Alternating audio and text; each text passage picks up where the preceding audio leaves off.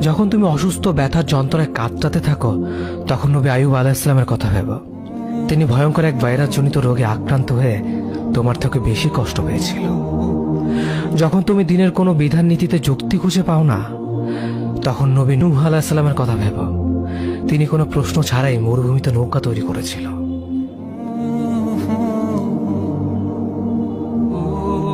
যখন তুমি আত্মীয়স্বজন, পরিবার, বন্ধু বান্ধবের কাছে হাসির পাত্রে পরিণত হও, তখন তুমি শেষ নবী হযরত মুহাম্মদ সাল্লাল্লাহু আলাইহি ওয়াসাল্লামের কথা ভেবো।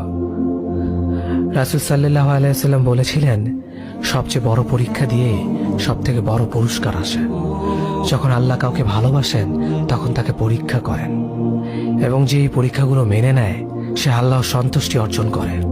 আর যে অভিযোগ করে, সে তার ক্রোধের পাত্র হয়। হে আল্লাহ, তোমার কথা মনে করা, তোমার প্রতি কৃতজ্ঞ হওয়ার এবং তোমার ইবাদত করার তৌফিক আমাদের দান করো। আমিন।